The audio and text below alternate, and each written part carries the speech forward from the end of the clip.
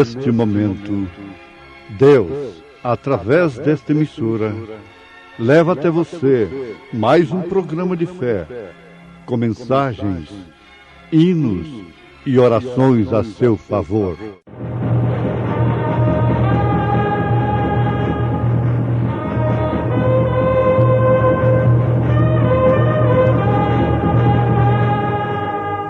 Fé para vencer.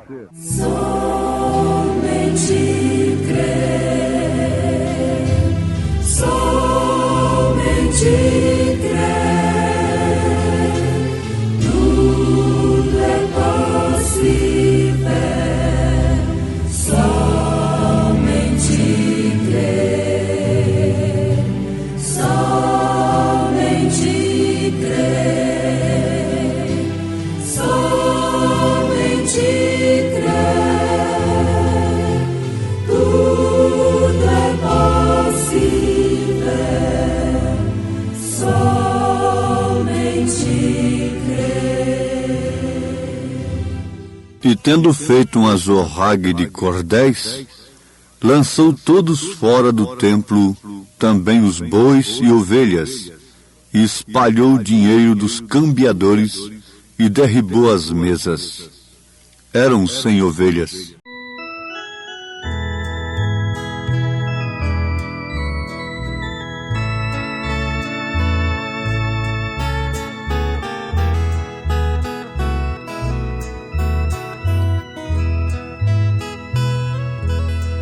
Eram 100 ovelhas juntas no aprisco. Eram 100 ovelhas que a amante cuidou. Porém, numa tarde, ao contá-las todas, lhe faltava uma e triste chorou. As 99 deixou no aprisco e pelas montanhas a buscá-la foi. A encontrou gemendo, tremendo de frio. Curou suas feridas, pôs logo em seus ombros e ao redil voltou.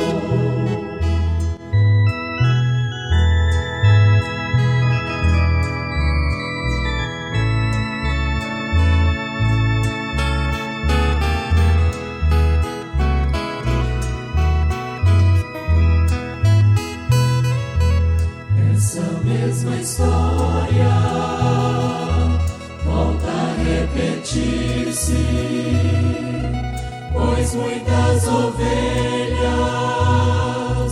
perdidas estão, mas ainda hoje o pastor amado chora tuas feridas e quer te salvar. As 99 deixou no aprisco e pelas montanhas a buscá-la foi. A encontrou gemendo, tremendo de frio. Curou suas feridas, pôs logo em seus ombros e ao redil voltou. Curou suas feridas, pôs logo em seus ombros e ao redil voltou. Curou suas feridas, pôs logo em seus ombros e ao redil voltou.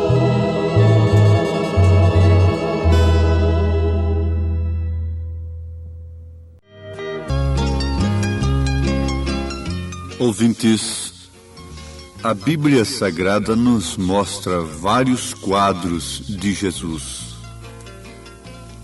Isto é, Jesus em vários aspectos, sendo Ele o mesmo, ontem, hoje e eternamente.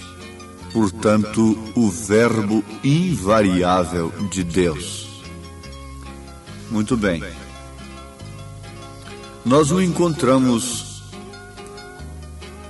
num quadro assim tão manso, tão suave, dizendo: vinde a mim todos que estáis cansados e oprimidos, e eu vos aliviarei. Nós o encontramos multiplicando os pães, alimentando as multidões, e neste caso, quem não quer um Jesus deste? Queriam até fazê-lo rei. Queriam que ele fosse rei deles. Mas notem por que e em que sentido. Porque quem não gostaria de ter um rei que multiplica os pães, que se faltar chuva, ele manda chuva para a lavoura. Se precisar de sol, ele suspende a chuva e manda o sol. Se a tempestade está levantada no mar, ele manda o vento parar e o vento tem que lhe obedecer. Esse é um rei sobre reis, não é? Sobre toda a natureza. Quem não gosta de Jesus? Quem não gostaria de ter um rei desta natureza? Oh, todos gostariam de ter um rei com esse poder. Mas acontece que esse rei tem uma zorrague na mão. E muitas pessoas não quiseram-no, nem mesmo curando os enfermos, nem mesmo libertando os oprimidos, e não precisavam do pão que ele multiplicou, porque eles tinham demais. Nesse caso, os tais não precisaram de Jesus Cristo e nunca o aceitariam como rei. Mas foi justamente a estes que Jesus foi com o azorrague na mão. Eles estavam precisando de Jesus, embora não reconhecendo. O que o mundo de hoje sofre é a mesma coisa. Jesus purifica o templo. Em São João capítulo 2, a partir do versículo 13, vocês encontram isto aí. E o que citamos especificamente diz: e tendo feito um azorrague de cordéis, lançou todos fora do templo, também os bois e ovelhas, e espalhou o dinheiro dos cambiadores e derribou as mesas. Agora vamos viajar juntos através do tempo e vamos nos colocar lá no templo, naquele instante que o Nazareno, o Cristo meigo e suave, o homem que multiplicava os pães e chorava por causa dos enfermos, e tinha compaixão de ver aquele povo se arrastando atrás de si, como ovelhas que não têm pastor. Um verdadeiro pastor, um verdadeiro obreiro de Deus, nesses dias, quando vê o povo se arrastando atrás de si, deveria ter a mesma compaixão que Jesus teve pelo povo, porque isto quer dizer que eles estão como ovelhas sem pastor. Porque a ovelha que tem pastor, ela não vive pelo menos não deve viver, se é que ela tem um verdadeiro aprisco, uma verdadeira ração, atrás de multidões, de milagreiros e assim etc, não é? Mas o resultado é que elas são ovelhas sem pastor mesmo. Mas vamos ao fato. Que tal agora você presenciando aquela cena? O Nazareno, com a zorrague na mão, jogando mesa no chão,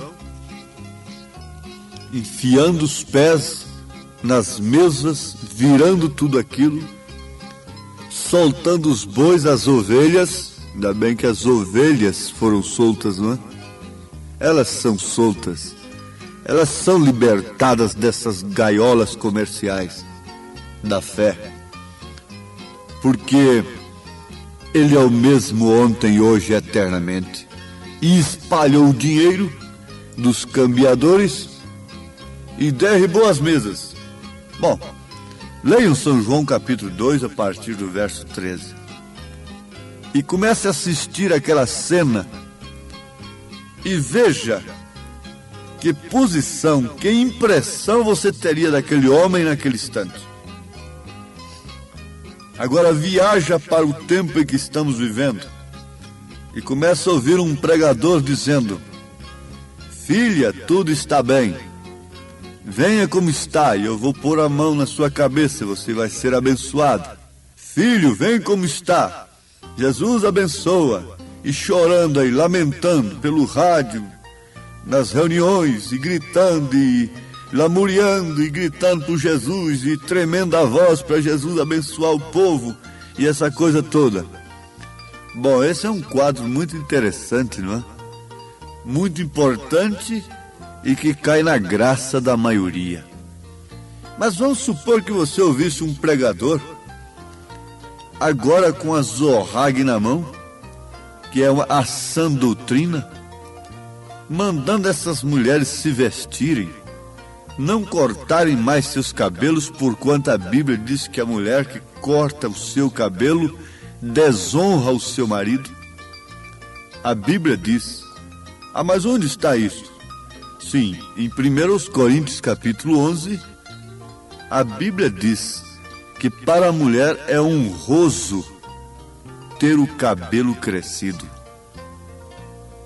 Então quer dizer que ela honra a sua cabeça, disse São Paulo.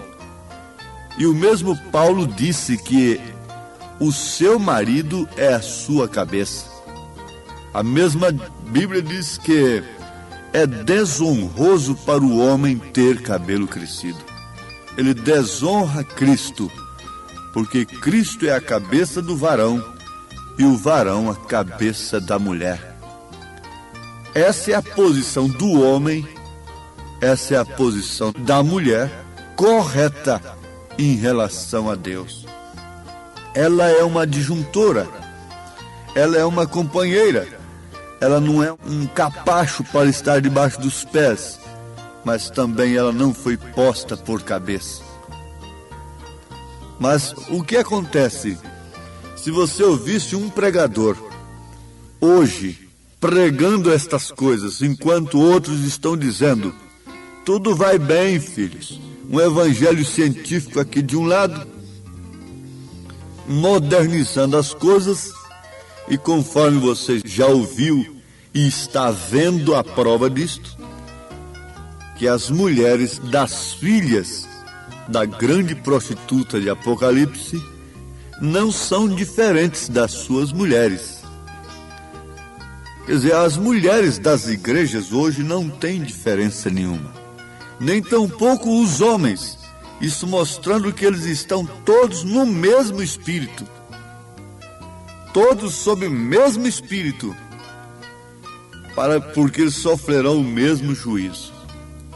Foi assim no dilúvio, todos estavam no mesmo espírito, para que todos morressem sob o mesmo juízo. E assim também é agora. Pode estar em igrejas diferentes, mas o espírito é o mesmo.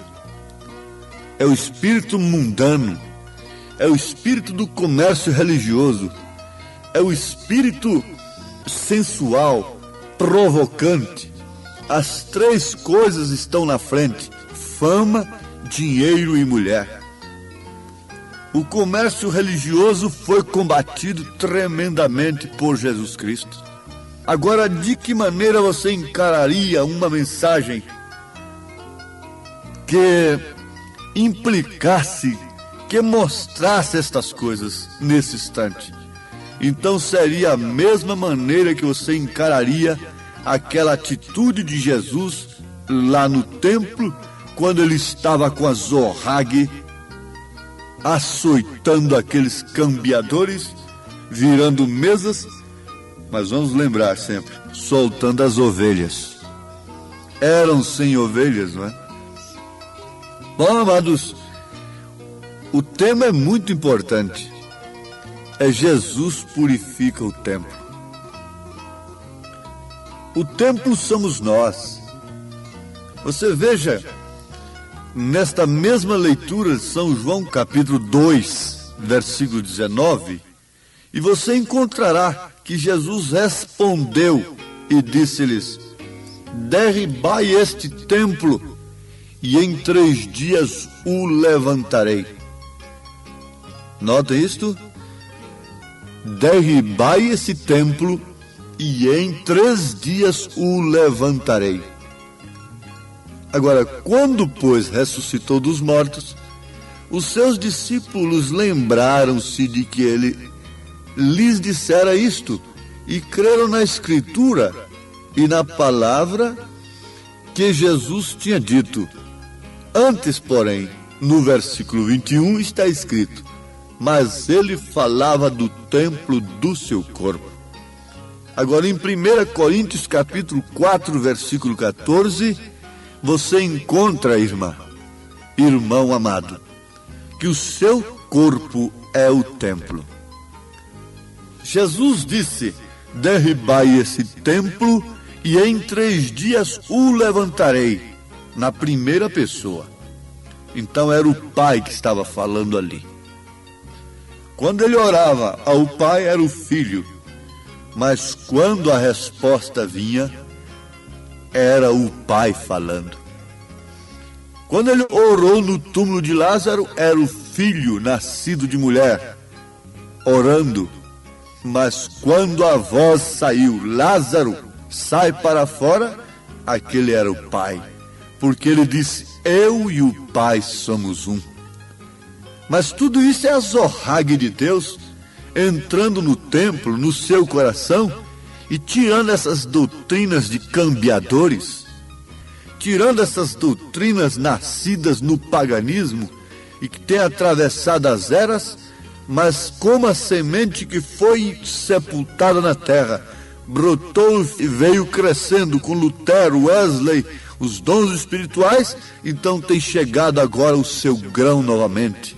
Nós temos que voltar à fé apostólica. Nós temos que fazer as mesmas obras dos nossos pais, e por isso temos de ter a mesma fé.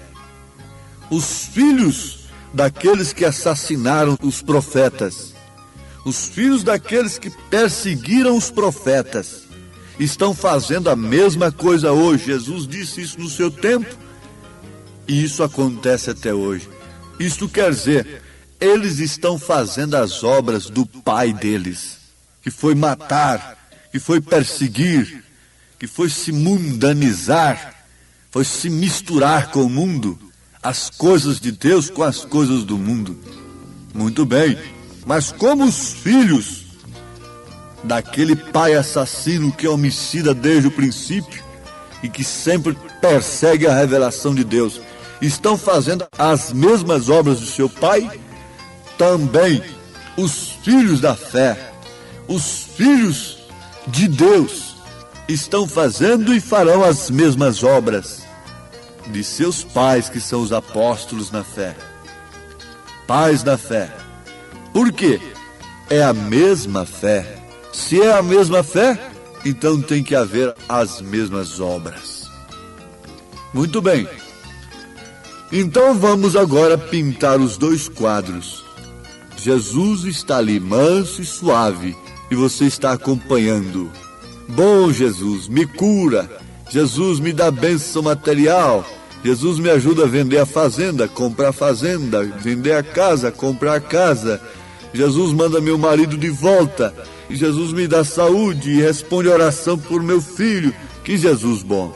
Mas lá na frente Jesus disse: aquele que não comer da minha carne e não beber do meu sangue, não tem parte comigo. Então você diz: descambou-se.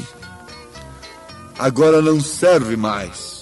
Oh, esta mensagem estava tão boa, mas quando mexe nisto aí, em 3 pessoas e coisa e tal, e mostra na Bíblia que Jesus está dizendo: derribai este templo e em 3 dias o levantarei.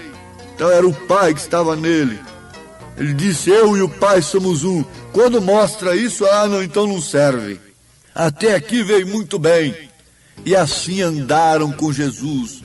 Mas sempre você tem que se lembrar, 3 classes de crentes sempre houve em cada grupo que sustenta a fé cristã: manufaturados, incrédulos e verdadeiros.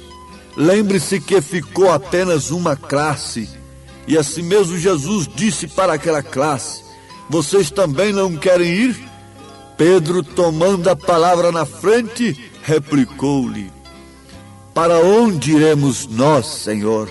Só de ti procede palavra de vida eterna. Se coloque agora num quadro diante de Elias. Quando ele enviou aquela seca, quando ele estava contra tudo e contra todos que estavam fora da palavra, veja com quem você estaria. Você estaria com um louco Noé? Você estaria com aquele Elias? Você estaria com Jesus lá no templo, concordando com ele que aquilo deveria ser derribado? Que aquele comércio deveria sair de dentro do templo? Se você concorda com a mensagem que é o azorrague de Deus, que é a chamada de Deus para cortar as pedras, para aparelhar as pedras do seu edifício, hoje, então naquele dia você sabe perfeitamente de que lado você estaria. Escolhendo um Barabás homicida, escolhendo um evangelho homicida, um evangelho que mata. Eu vi uma reportagem sobre remédios proibidos que matam, no entanto são remédios. Evangelhos que matam, que destrói, porque é um anátema, e o povo tem mais facilidade, o povo prefere mais certos evangelhos. Por quê? Como as mulheres estão preferindo certos medicamentos, porque eles matam, eles evitam uma dor de parto, e é o que a igreja não quer, é dor de parto.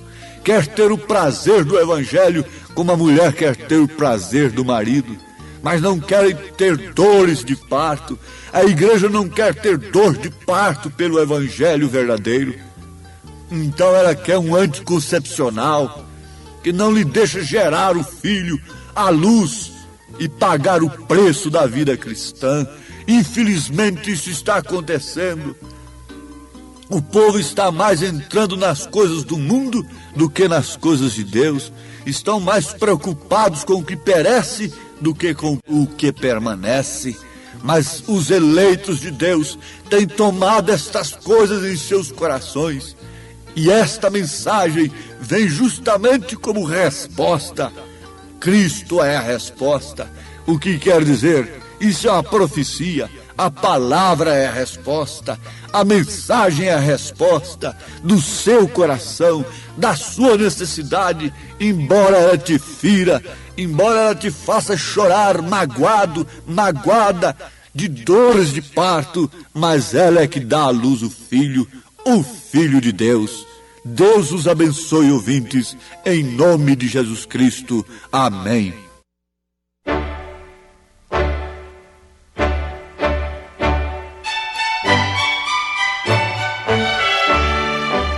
Ouvintes, volte a nos ouvir amanhã novamente, neste mesmo horário, nesta emissora, se o Senhor nos permitir, com fé no Filho de Deus, a fé que vence o mundo. Cristo é a resposta ao pecador, Cristo é a resposta à nossa dor. Salva e batiza e também cura, oh, aleluia, dai glória a Deus.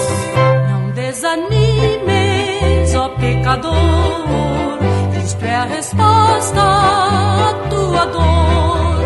Não desanimes, confia em Cristo, somente Ele é teu Salvador.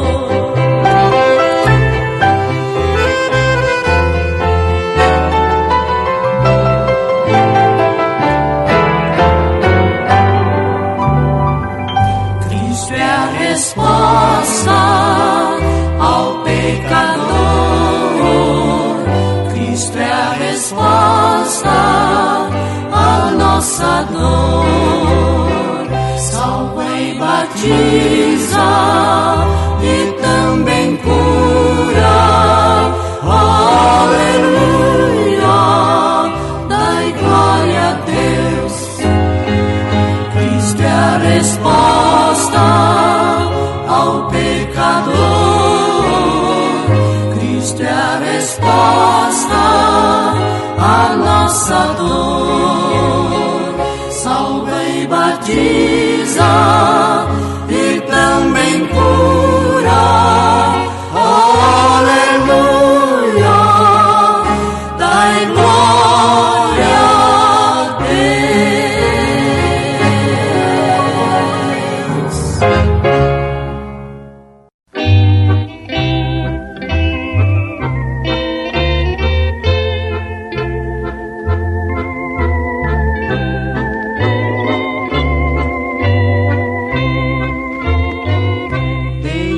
Saudades de Jesus, meu mestre.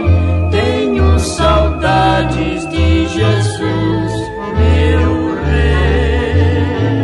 Mas ao findar o meu labor terrestre, me encontrarei com Ele, sim, eu sei. Saudade de ti, Jesus, meu Salvador e Rei. Quero sentir a tua presença, pois sei que só assim feliz serei. Tenho vontade de viver com Cristo, de nos seus braços sempre me abrigar. Sim, quero a Ele sempre ser submisso e confiar no seu amor sem par. Saudade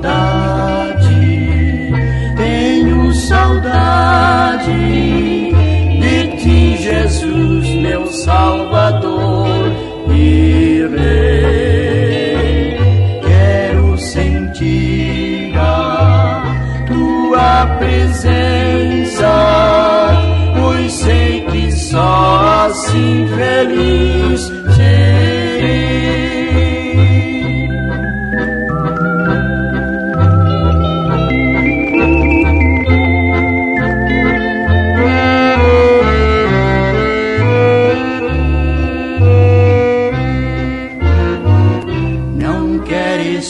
Também viver pra Cristo e nele sempre, sempre confiar.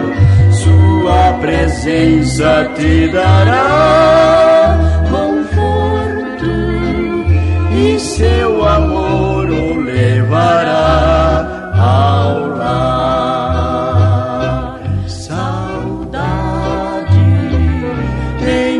Saudade de ti, Jesus, meu Salvador e Rei. Quero sentir a tua presença